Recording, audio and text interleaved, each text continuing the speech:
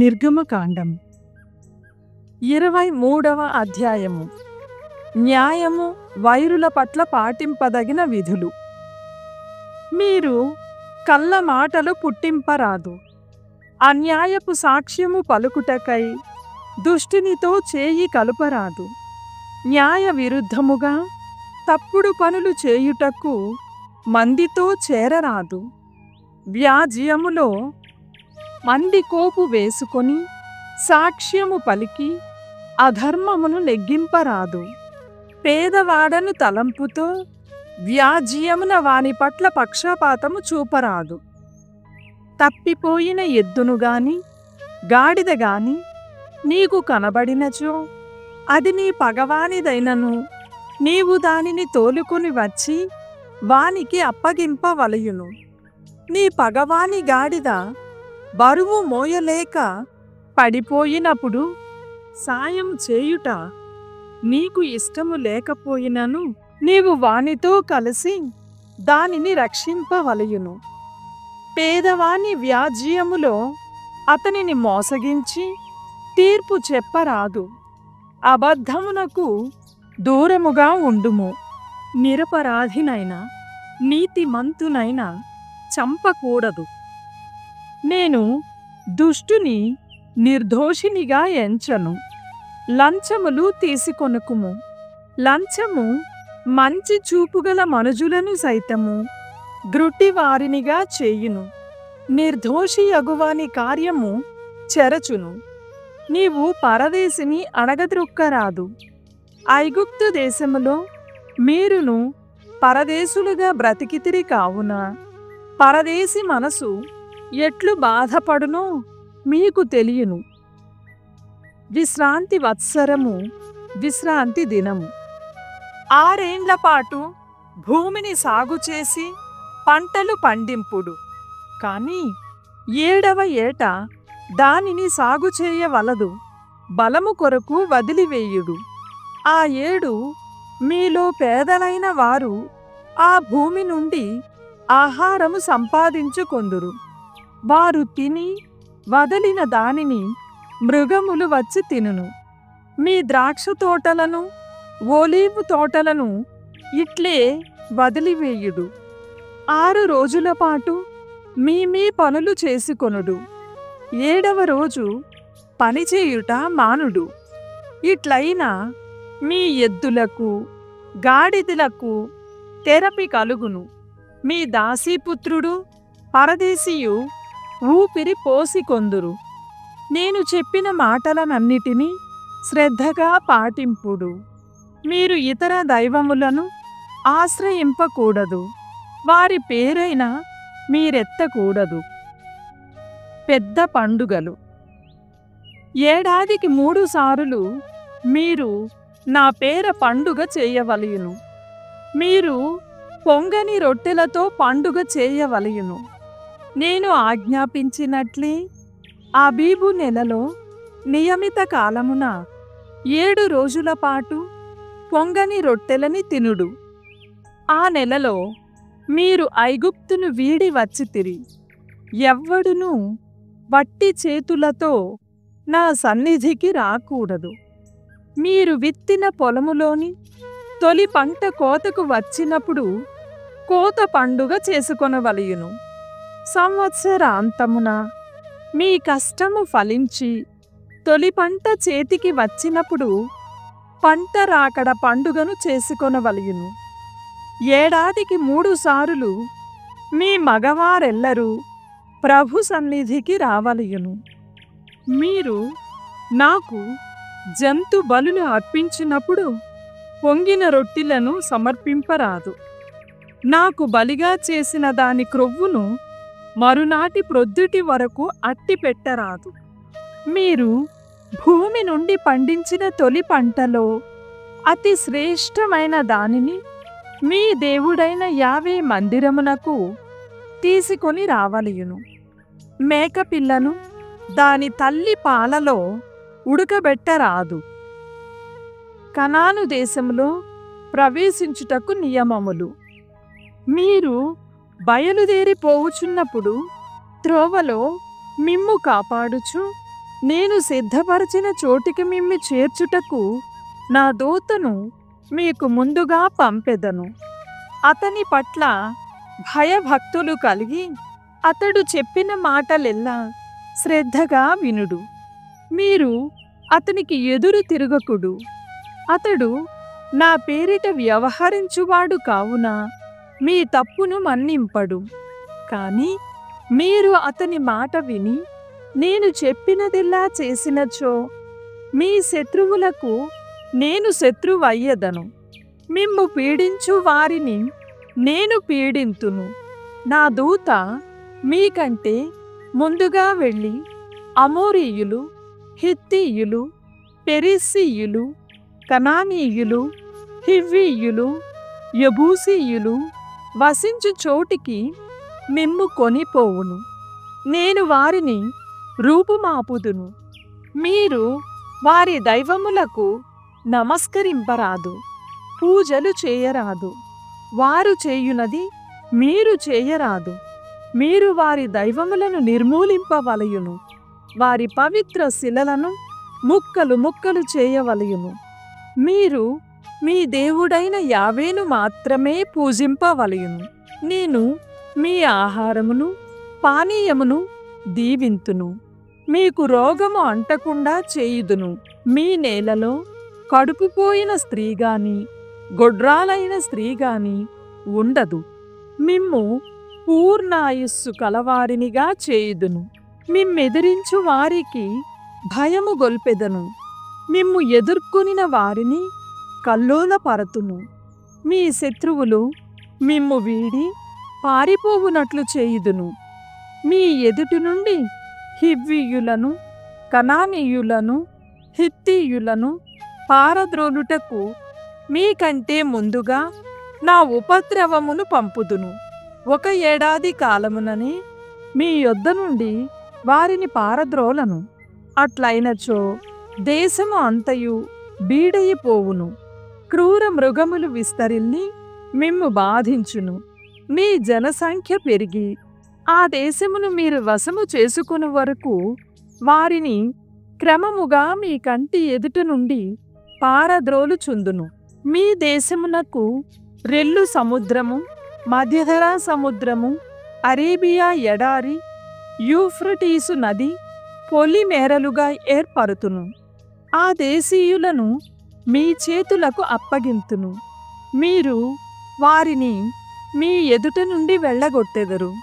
మీరు వారితోనూ వారి దైవములతోనూ ఎట్టి నిబంధనము చేసుకొనరాదు. వారు మీ దేశములో నివసింపరాదు. నివసించినచో మిమ్ము రెచ్చగొట్టి నాకు వ్యతిరేకముగా మీ చేత పాపములు చేయింతురు. మీరు వారి దైవములను పూజించినచో మీ పాలిటికి ఉరి తెచ్చిపెట్టుకొన్నట్లే. లేవీయ కాండము 16వ అధ్యాయము. ప్రాయశ్చిత్త దినము. యావేకు అపవిత్రమైన అగ్నిని సమర్పించి అహరోనుని 2 కుమారులు ప్రాణములు కోల్పోయిన పిదప ప్రభువు మోషేతో ఇట్లు నుడివెను. నీ సోదరుడైన అహరోనుతో ఇట్లు చెప్పుము. అతడు ప్రత్యేక కాలమున మాత్రమే తెర దాటి లోపలి గర్భాలయముననున్న మందసము మీది కరుణాఫలకము చెంతకు పోవచ్చును. ఈ ఆజ్ఞ మీరెనేని అతడు చచ్చును. నేను కరుణాఫలకము మీద మేఘములో సాక్షాత్కరింతును. పాప పరిహార బలికి గాను కోడెను, సంపూర్ణ దహన బలికి గాను పొట్టేలును కొని వచ్చిన పిదప అతడు గర్భాలయములోనికి ప్రవేశింపవచ్చును.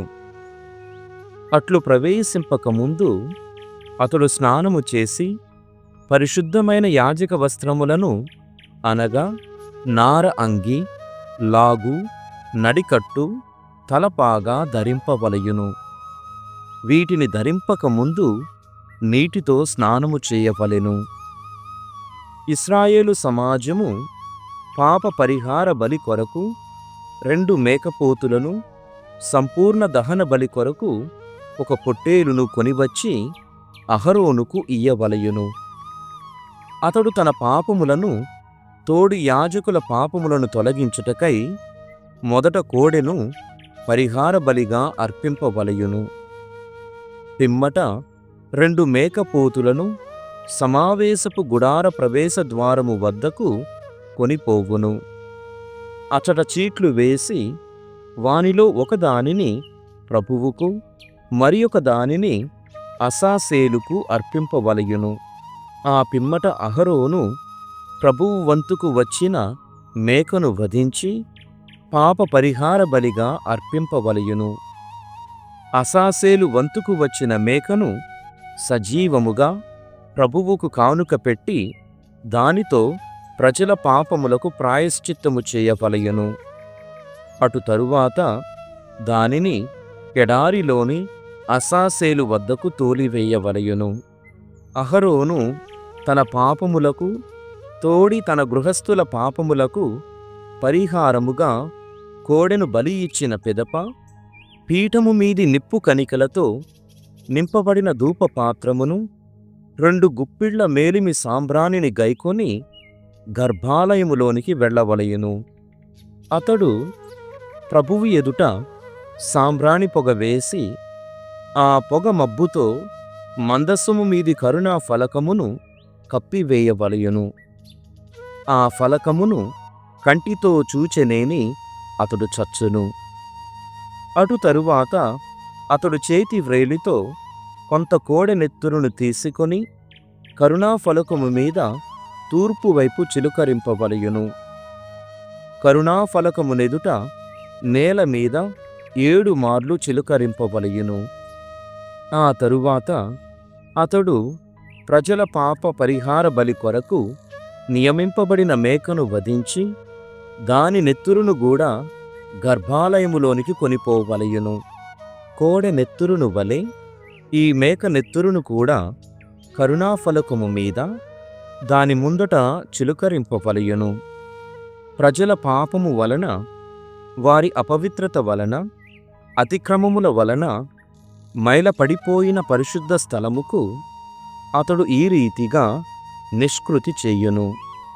సమావేశపు గుడారము శిబిరము మధ్యలో నిలిచియుండి ప్రజల అపవిత్రత వలన మైలపడిపోయినది. దానికిని అహరోను పై రీతిగానే ప్రాయశ్చిత్తము చేయవలయును.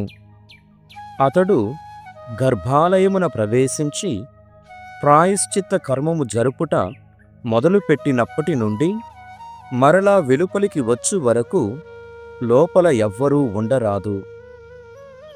అహరోను తనకు తోడి యాజకులకు ఇశ్రాయేలు సమాజముకు ప్రాయశ్చిత్తము చేసిన తరువాత వెలుపలనున్న బలిపీఠము చెంతకు వచ్చి దానిని కూడా శుద్ధి చేయవలయును.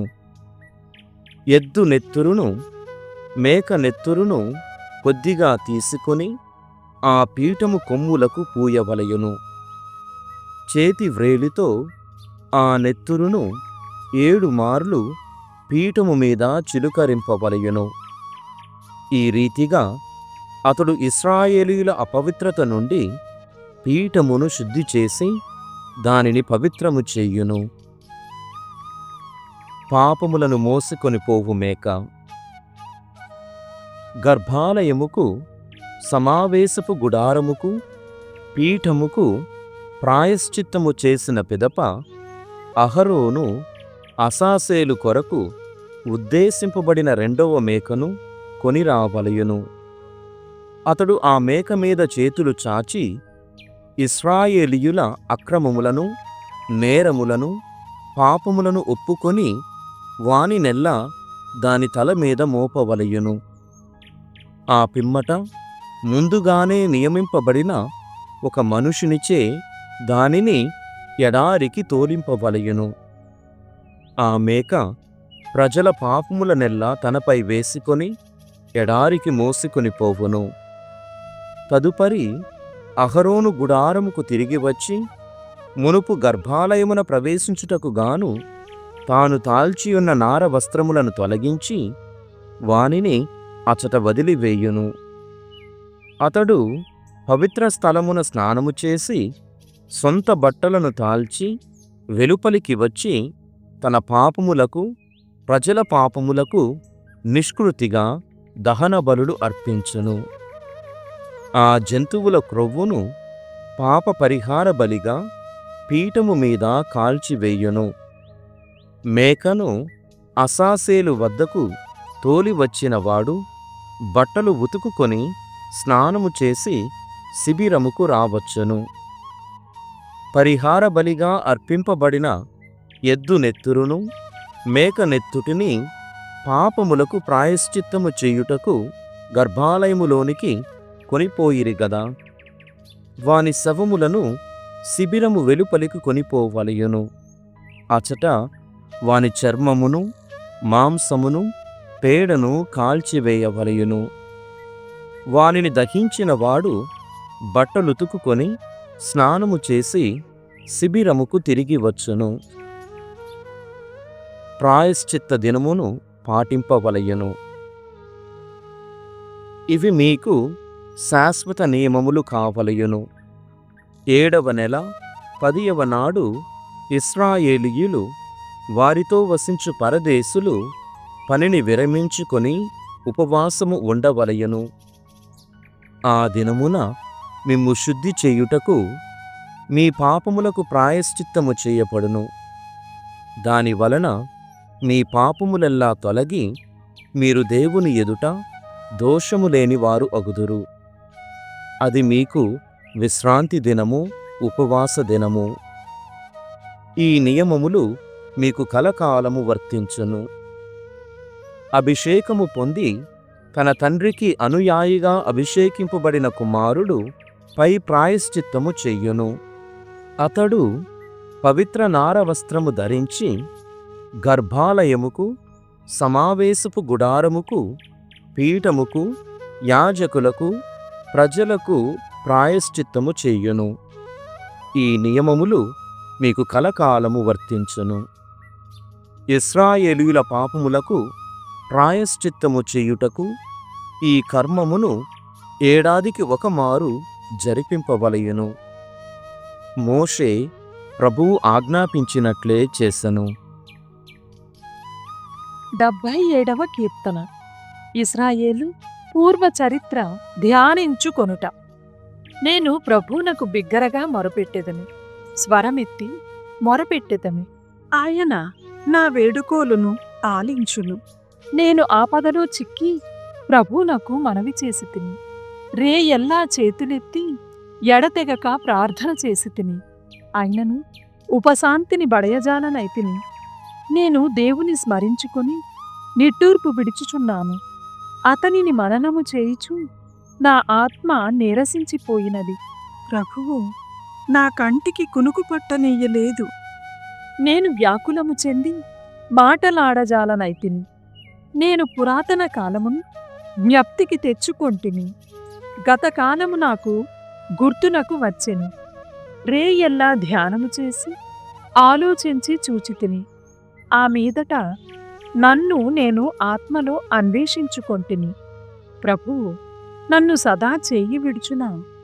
ఇక నన్ను ఎప్పటికినీ ఆదరింపడా? ఇక నన్ను ప్రేమతో చూడడా? ఆయన వాగ్దానములిక చెల్లవా? దేవుడు తన కరుణను విస్మరించెనా? ఆయన కోపము, ఆయన జాలిని అణచివేసెనా? అంతటా నేనిట్లు భావించితిని, మహోన్నతుని కుడి హస్తము మారిపోయినది. ఈ విషయము నాకు మిగుల బాధ కలిగించుచున్నది. ప్రభు, నేను నీ మహాకార్యములను స్మరించుకొందును. పూర్వము నీవు చేసిన అద్భుతములను జ్ఞప్తికి తెచ్చుకొందును. నీ చేదవులను గూర్చి చింతింతును. నీ చేతలను తలపోసెదను. దేవా, నీ క్రియలు పవిత్రమైనవి. నీవలే ఘనుడైన దేవుడు ఎవరు? నీవు అద్భుత కార్యములు చేసితివి. నిఖిల జాతులలో నీ శక్తిని వెల్లడి చేసితివి. యాకోబు యోసేపుల సంతతివారైన నీ ప్రజలను స్వీయ బలముతో రక్షించితివి. దేవా, నిన్ను చూచి జలములు భయపడెను. సముద్రాగాధము కంపించెను. మేఘములు వర్షించెను. ఆకాశము గర్జించెను. నలుదిక్కులా నీ బాణములు మెరుపులు మెరిసెను. నీ ఉరుమును గర్జించుచు పరుగిడెను. నీ మెరుపులు లోకమంతటినీ వెలిగించెను. భూమి గడగడ కంపించెను. నీవు సాగరము గుండా నడిచితివి, లోతైన సముద్రము గుండా సాగిపోయితివి. కాని నీ అడుగుజాడలు మాత్రము కనిపింపరానివి. మోషే అహరోనుల ద్వారా నీ జనులను మందవలె నడిపించుకొని పోయితివి.